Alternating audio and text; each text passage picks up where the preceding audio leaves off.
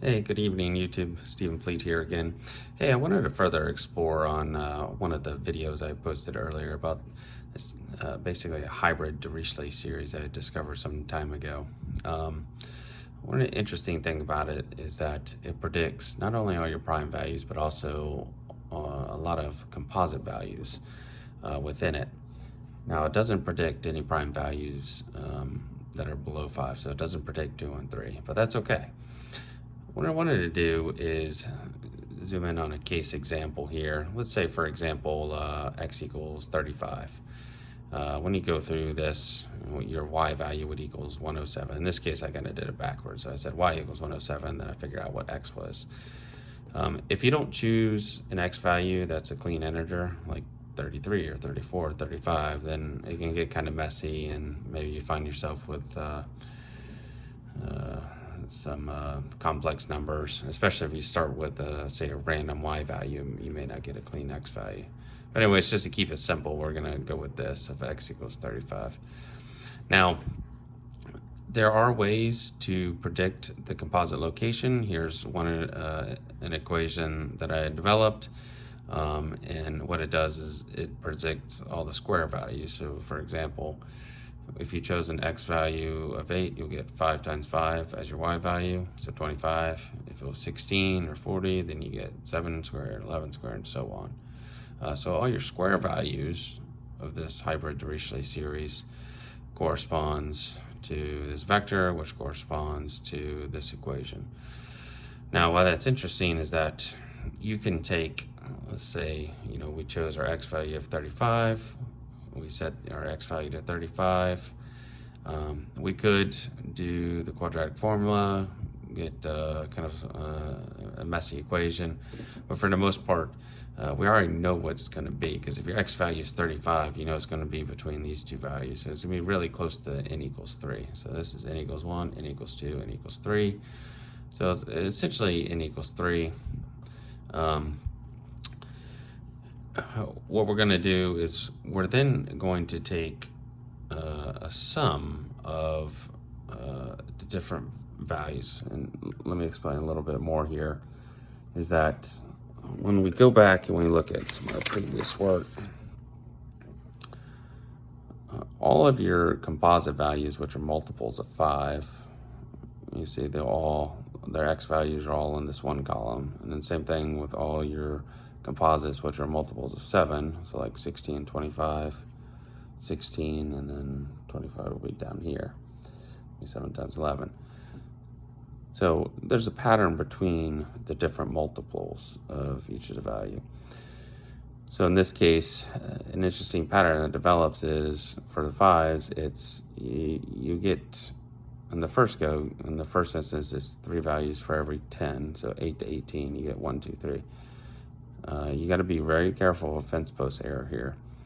And say you do 18 to 28, it would be 2, because you already counted for 18, so it'd be 1, 2. And same thing between, say instead you chose 21 to 31, and if you had already counted for 21, it would just be 28 and 31. So it's essentially 2 composite values for every gap of 10 in your x values, which is 1 over 5. And same thing here, where the gap is 14 between every 2 values, 2 over 14, which is 1 over 7. So the tricky part here is you kind of have to do it by 2, because the gaps are not even. This is 3, then this is 7, then this is 3, this is 7, and this is 9, then 5, then 9, then 5. But ultimately what it is, if this is your n equals 1 and this is your n equals 2, and when we put it into the summation, n equals 1, we know that your n equals 1 in the 3x plus z equation would equal 5. So if I put n equals 1, it would be the same as like putting x equals 1, which would equal 5. If I put n equals 2, it would be similar as x equals 2, would be 7. So it's a long way of saying that we can figure out the amount of composite values in a long series of this hybrid Dirichlet series. So we know that if your x value is 35. We know that 1 out of 5 of them will be composites, plus 1 out of 7 will also be composites. We know that from here because you see, let's say 35, which would be right between here, and 35 would be right between here. So we know all these will be composites and all these will be composites. So 1, 2, 3, 4, 5, 6, and then 7, 8, 9. It's about 9 composites here. In this case, 35 divided by 5, so it'll be 7, 35 divided by 7 and 5, so 12. Now, the reason I got 12 here is because when I initially did this, I didn't account for that. We started at 8, we didn't start at 1. In this case, this started at 16. It should have started at 16 when we started at 1. So, say instead of 35 times 1 over 5, you did 35 minus 16 is 19. So you did 19 divided by 5. Excuse me, well, sorry. That should have been for this one. But if you did 35 minus 8, it was 27, 27 over 5, which is about 5.4. And so we add these two together, you get what I call the C value, which is your composites. I got 12 here, but in reality it should be about 8. And the important part is the larger your x value gets, the less of the effect of fence post error. Fence post error is going to happen once. It's because, the way you have 3 values initially at the beginning, and then after that it's all 2 composites per every chunk of 10 or 14 and so on. But either way, and what you do is you take your initial x value then, which is, in this case, it would be the total number of primes and composites when x equals 35. So total number of primes and composites, which ends up being from basically 0 to 107. So you take that, your x value, you subtract out the number of composites, and then you add 2. You have to add 2 because the number of primes they're not included in the series is 2, which is the value 2 and 3, because it accounts for all primes 5 and above. So in this case, 25. Now instead of 12, which is slightly erroneous because, like I said, I didn't account for it here. Instead of 12, we should have used 8, and you can round up or down a little bit. But either way, if you did it this way, which is the correct way, it would give you a value of about 29. And the correct answer is actually right at 28, so 26 plus 2. And so you can actually count the number of primes from here all the way down. We went to 107, so we included 107, so that could be another source of fence post error. Either way, and it would be 26, so 26 that do not have this block around it. And then add 2 because we don't have the prime 2 or 3 here. So extremely close, and it gets more and more accurate the larger your x value gets. I chose really low x values just to make a point out of it.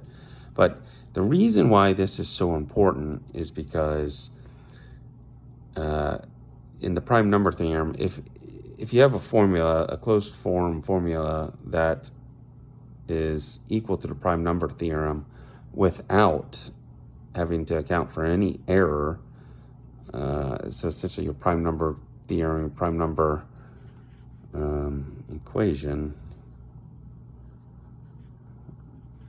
would equal, if I'm getting this right, your logarithmic integral, and then you don't have to worry about any error term, right? Which is normally square root of x log of x on the order of that.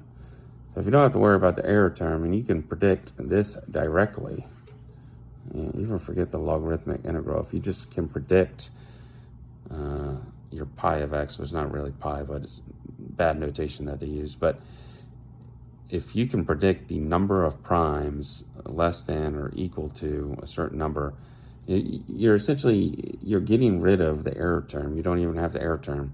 It's basically equivalent to solving the Riemann hypothesis. You can predict the exact number of primes below a certain amount. without having to worry about the error term. So if you control this term, you solve the Riemann hypothesis if you can control it. But if you don't even need it to begin with, and you just have a closed form solution just for this, then it's equivalent to solving the Riemann hypothesis. And I believe this does do that. You may have to deal with some complex values up here if you try and go in between the Dirichlet series, the different y values that the x values produces. I probably still need to build that out a little bit more. Need to find a good way, maybe use the ceiling or floor function to account for some of the fence post errors. But this can be worked on a little bit more, but the background behind this is really robust, though, is that you can predict exactly where all your composites will be.